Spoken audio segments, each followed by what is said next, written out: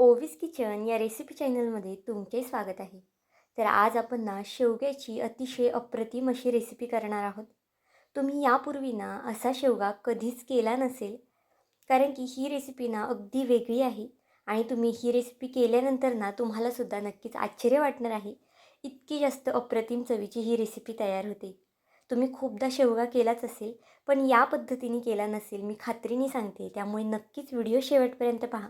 कुठेही स्किप करू नका, म्हणजे अगदी डिटेलमध्ये व्हिडिओ तुम्हाला कळेल आणि तुमची रेसिपीसुद्धा अगदी व्यवस्थित होईल.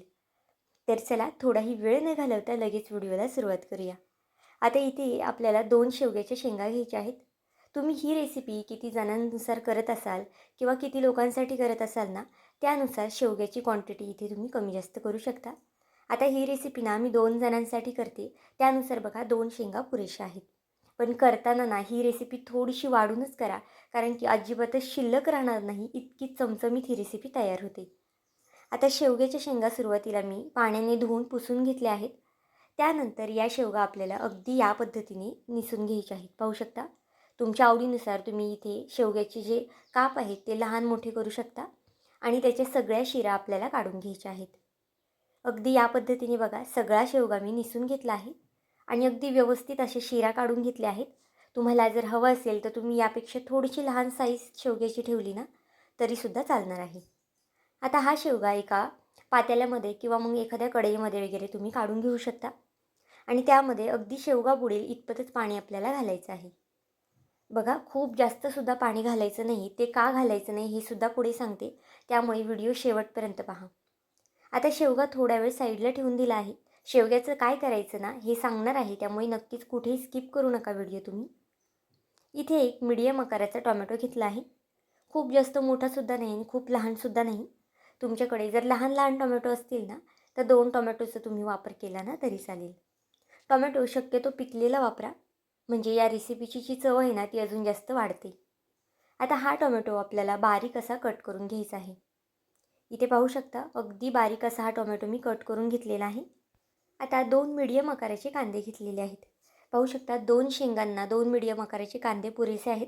आता जर तुम्ही शेवग्याच्या शेंगाची जी क्वांटिटी आहे ना, ती जर तुमची जास्त असेल तर कांद्याचं प्रमाण, टोमॅटोचं प्रमाण इथे तुम्ही वाढवू शकता. आता ज्या पद्धतीने आपण टोमॅटो अगदी बारीक बारीक चिरून घेतला होता ना, त्याच पद्धतीने इथे कांदासुद्धा बारीक असा कट करून घ्यायचा आहे. तुम्हाला हवं असेल तर तुम्ही चॉपरमध्ये सुद्धा हा कांदा आणि टोमॅटो कट केला ना तरी चालेल. म्हणजे अगदी छान असा बारीक कट होईल. आणि जर तुमच्याकडे वेळ नसेल ना तर नक्की चॉपरमध्ये कट करा, म्हणजे ही रेसिपी करायला अजून जास्त झटपट होईल. ही रेसिपी खरं तर इतर रेसिपीपेक्षा झटपटच होते, किंवा आपण जो नेहमीचा शेवगा करतो ना त्यापेक्षा ही रेसिपी झटपटच होते. पण जर तुम्हाला अजून जास्त लवकर करायची असेल, घाई गडबडीत करायची असेल सकाळच्या डब्यासाठी वगैरे, तर नक्कीच तुम्ही चॉपरमध्ये कट करू शकता. आता इथे बघा, कांदासुद्धा आपला अगदी बारीक असं कट करून झालेला आहे. त्याचबरोबर इथे आपण मूठभर कोथिंबीरसुद्धा घेतलेली आहे. तीसुद्धा अगदी छान अशी बारीक कट करून घेऊया. कोथिंबीरमुळे ना या रेसिपीची जी चव आहे ना ती अजून जास्त वाढते. त्यामुळे कोथिंबीर असेल ना तर आवर्जून घाला. तर इथे पाहू शकता, कोथिंबीरसुद्धा आपल्याला अगदी छान अशी बारीक कट करून घ्यायची आहे. आता आपलं सगळे जिन्नस बघा कट करून झालेले आहेत. आता इथे आपण आपली पुढची जी प्रोसेस आहे ना ती करून घेऊया. एका साईडला गॅसवरती एक पॅन तापत ठेवला आहे. तुम्ही पॅन, कढई किंवा पातेलं कोणतंही काही वापरलं ना तरी चालेल. आता पॅनमध्ये ना मी 3 पळ्या इतपत तेल घालून घेतलेलं आहे. तुम्ही इथे तेलाचं प्रमाण तुमच्या आवडीनुसार कमी जास्त करू शकता. पण इथे ना मी शेवगा हा थोडासा चमचमीत करते, त्यामुळे मी इथे थोडंसं तेल जास्त घातलं आहे. तेल तापलं की त्यामध्ये 1 चमचा मोहरी, 1 चमचा जिरं घालून घेतलं आहे. भरपूर असे पांढरे तीळ घालायचे आहेत. पांढरी तिळाने सुद्धा अगदी छान अशी टेस्ट वाढते या शेवग्याची, त्यामुळे असेल ना तर आवर्जून घाला.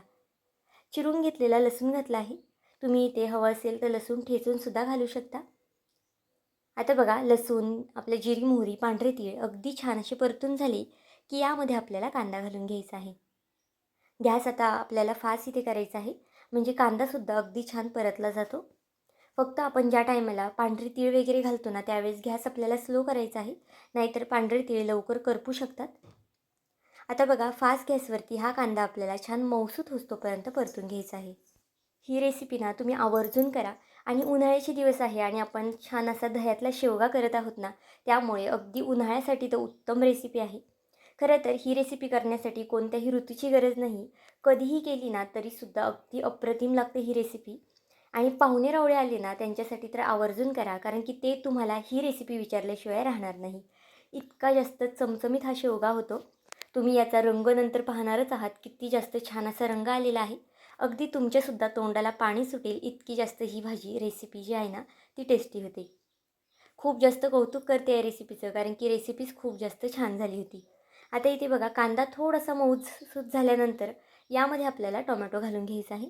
आता कांदा आणि टोमॅटो दोन्ही आपल्याला छान मऊसूत होईस्तोपर्यंत तेलावरती परतून घ्यायचं आहे. बघा खूप जास्त करपवायचं नाही, फक्त छान असा मऊसूत सॉफ्ट होईस्तोपर्यंत ना कांदा टोमॅटो परतवायचा आहे. इथे कांदा टोमॅटो लवकर शिजण्यासाठी मी चवीनुसार मीठ घातलं होतं. मीठ इथे आपल्याला दोन्ही ठिकाणी वापरलेलं आहे. मी सुरुवातीलासुद्धा मीठ वापरलं आहे, पण ते कधी वापरलं आहे ना हे सुद्धा सांगते. त्यामुळे नक्कीच व्हिडिओ कुठेही स्किप करू नका. आता इथे बघा कांदा टोमॅटो परतताना मीठ घालून आपण हे छान असं परतून घेतलं आहे. नंतर यामध्ये काही सुके मसाले घालायचे आहेत. अर्धा चमचा हळद घातलेली आहे. 1 चमचा इथे मी लाल तिखट घालून घेतलेला आहे. 1 ते 1.5 चमचा इथे मी बेडगी मिरची घातलेली आहे. बेडगी मिरचीने खूप छान असा रंग येतो भाजीला, त्यामुळे आवर्जून घाला. 1 चमचा ते 1.5 चमचा इतपत मी इथे धना पावडर घातलेली आहे. आणि इथे आपल्याला 1 मोठा चमचा किचन किंग मसाला घातलेला आहे मी. मसाल्याचे इथे प्रमाण तुम्ही तुमच्या आवडीनुसार करू शकता, किंवा ह्याच्या व्यतिरिक्त जर तुम्हाला दुसरे कोणते कांदा मसाला, गरम मसाला वगैरे घालायचा असेल ना, तो सुद्धा इथे तुम्ही घालू शकता. अर्धा चमचा गोडा मसाला घातलेला आहे. आणि हे मसाले छान असे तेलावरती परतून घेऊया. फोडणीला बघा इथे मी कोथिंबीरसुद्धा घालून घेतलेली आहे. म्हणजे रेसिपीची जी चव आहे ना ती अजून छान वाढते कोथिंबीरने. त्यामुळे फोडणीला कोथिंबीर मात्र आवर्जून घाला.